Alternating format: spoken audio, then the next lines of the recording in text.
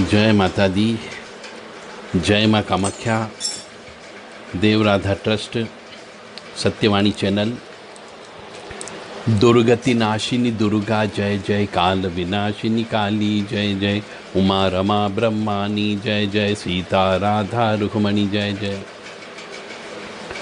जो मनुष्य इस स्तुति का पाठ करता है उसे 10 देवियों की कृपा प्राप्त होती है।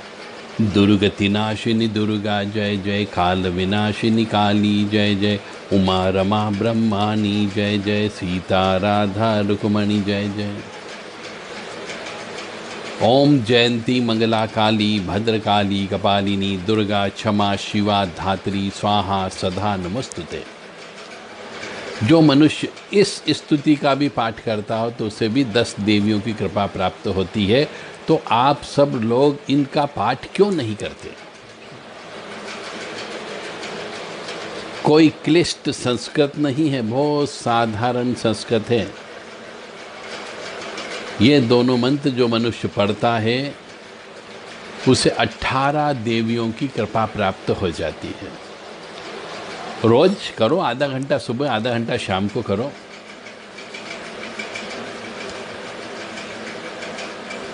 पितृदोष या पूर्वजों के बारे में और मनुष्य बर्बाद क्यों हो जाता है, हम आपके सामने एक और रहस्यमयी ज्ञान लेकर के आए हैं।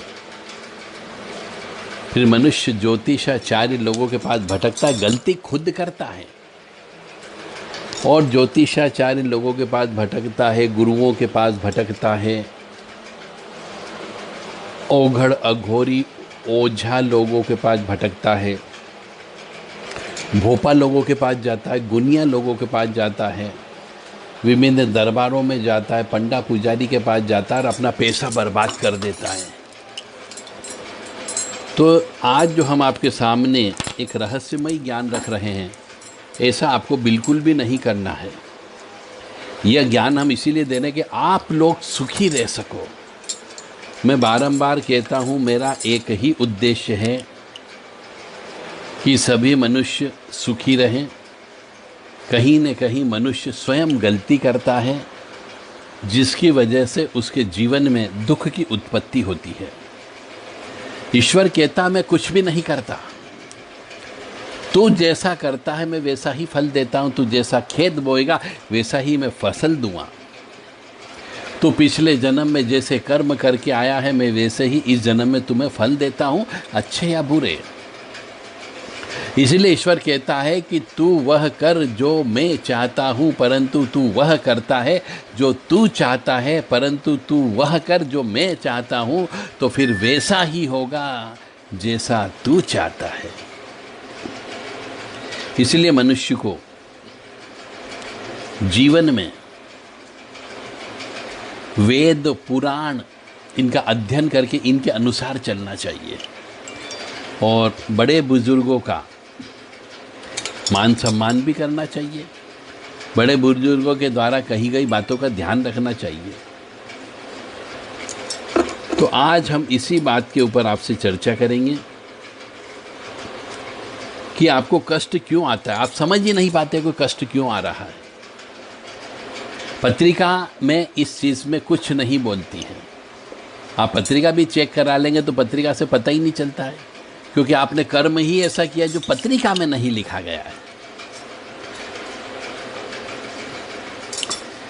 तो ओम देवताभ्य पितृभ्य महायोगिभ्य एव च नमः स्वधाय स्वाहाय नित्यमेव नमो नमः। यानी आपको पितृ देवता को प्रसन्न करके चलना है तो आपको जीवन में कष्ट की प्राप्ति कम होगी। तो कुछ लोगों के भाग्य में माता पिता की संपत्ति, भूमि, मकान या पूर्वजों की भूमि पर बने मकान में रहने का योग होता है। ऐसे मनुष्यों को उस मकान को या भूमि को कभी नहीं बेचना चाहिए। अगर मजबूरी में आपको अपने घर से दूर जाकर के रहना भी पड़े तो किराए के मकान में रह लेना चाहिए। या अपने पैसे से इकट्ठा करके ऋण लेकर के नया मकान बना लेना चाहिए, फ्लैट खरीद लेना चाहिए, परंतु पूर्वजों की संपत्ति को नहीं बेचना चाहिए। मकान हमेशा योग के अनुसार ही बनाना चाहिए। और आजकल जो मनुष्य गलती कर रहे हैं, जिसकी वजह से उन्हें कष्ट की प्राप्ति हो रही है, उसके पीछे का कारण हम बता रहे हैं कि कुछ लोग पूर्वजों की भूमि बेच करके, जो दादा परदादा की जो ज़मीन है उसे बेच देते हैं और उसे बेच करके बड़े शहर में अपने नाम से प्लाट खरीद करके मकान बना लेते हैं। तो जैसे वो नया मकान बनाते हैं, अपने नाम से पूर्वजों की भूमि को बेच करके उनकी बर्बादी होना चालू हो जाती है। फिर कहते किसी ने तंत्र कर दिया, हमारे पड़ोसी ने टोना टोटका कर दिया, हमारे रिश्तेदार ने हमारे ऊपर मूठ छोड़ दी, चौकी चला दी। अरे अपने गिरेबान में झांक करके देखो कि वास्तव में तुमने गलती कितनी बड़ी कर दी कि पूर्वजों की जमीन को बेच दिया। यदि कोई मनुष्य अपने पूर्वजों की जमीन को बेच देता है और उससे अपने बच्चों को पढ़ाता लिखाता है, तो वह पैसा बच्चा पढ़ लिख तो जाता है, परंतु बड़ा होने पर उसकी हत्या हो जाती है, या वह लाइलाज बीमारी से मर जाता है, या एक्सीडेंट में मौत हो जाती है। पूर्वज कहते हैं, मैं अपनी जमीन जायदाद तुम्हें छोड़ करके गया था कि इसे तू बढ़ाएगा। जमीन यानी हमारी मातृभूमि होती, माता होती, तेने माता को ही बेच दिया। तो पितृदोष लगना प्रारंभ हो जाता है और वहीं से बर्बादी शुरू हो जाती है। धीरे धीरे मनुष्य कंगाल हो जाता है, दरिद्री हो जाता है, चाहे अनचाहे नुकसान होने लगते हैं।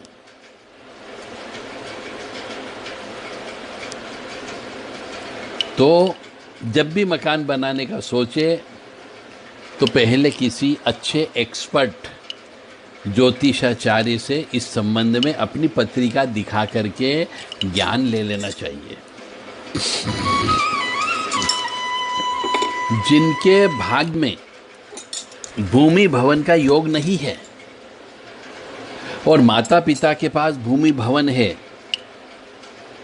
तो उन मनुष्यों को हमेशा अपने माता पिता के पास भूमि भवन है, उन मनुष्यों के साथ दुर्व्यवहार न करें। अन्यथा जो पैसा मनुष्य के पास होता है, वह पैसा बर्बाद हो जाता है।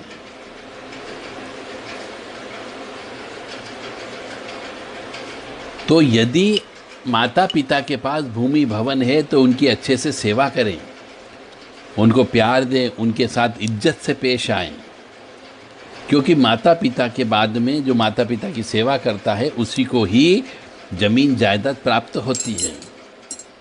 परंतु आजकल की बहुएं और लड़के वो माता पिता की सेवा नहीं करते हैं, अपने सास ससुर की सेवा नहीं करते हैं, वो सास ससुर से अलग रह करके अपनी जिंदगी गुजारते हैं, सास ससुर के साथ नहीं रहना चाहती है। तो लड़के ही अपने माता पिता की प्रॉपर्टी को ध्यान में रख करके थोड़ी बहुत सेवा कर ले, उनका आदर कर ले,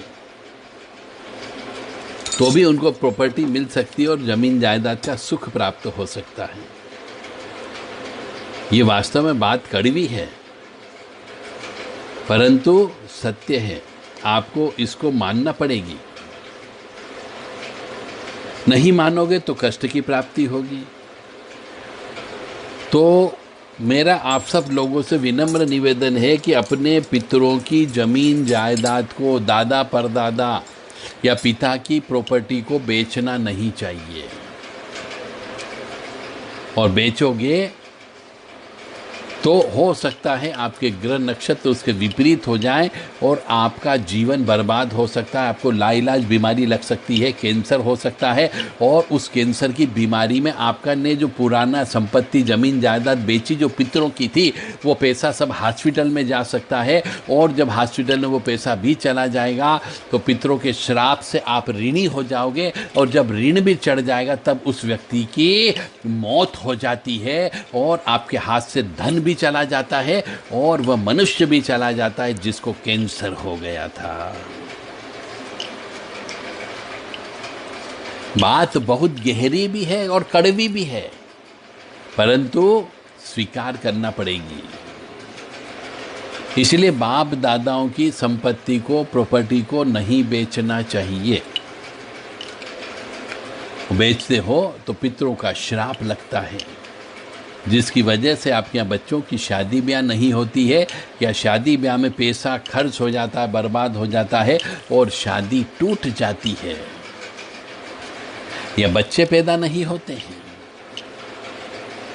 और जब बच्चे पैदा नहीं होंगे तो वंश का नाश हो जाता है। सब एक दूसरे से जुड़े हुए हैं और यह पितृ दोष की परिभाषा में आता है। तो मैं बारंबार आपसे विनम्र निवेदन कर रहा हूं कि अपने पुरखों की ज़मीन को जो गांव में है उसे नहीं बेचें।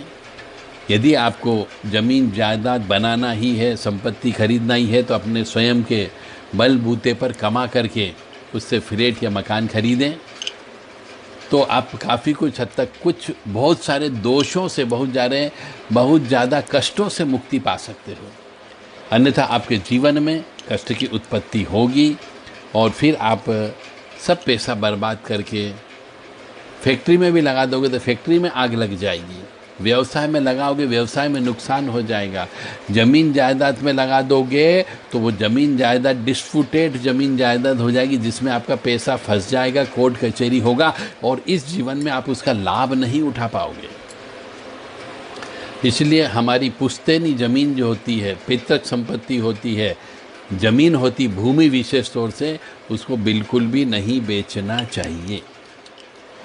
ओम देवताभ्य पितृभ्यश्च महायोगिभ्य एव च नमः स्वधाय स्वाहाय नित्यमेव नमो नमः।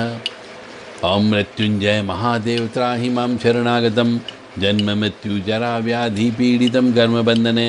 ओम मृत्युंजय महादेव त्राहि मां शरणागतं जन्म मृत्यु जरा व्याधि पीड़ितं कर्मबन्धने। ओम मृत्युंजय महादेव त्राहि मां शरणागतं जन्म मृत्यु जरा व्याधि पीड़ितं कर्मबन्धने। ओम मृत्युंजय महादेव त्राहि मां शरणागतं जन्म मृत्यु जरा व्याधि पीड़ितं कर्मबन्धने। ओम मृत्युंजय महादेव त्राहि मां शरणागतं जन्म मृत्यु जरा व्याधि पीड़ितं कर्मबन्धने। ओम त्र्यंबकं यजामहे सुगंधिं पुष्टिवर्धनम् उर्वारुक्मी बन्धनान् मृत्योर्मुक्षीयमामृतात्।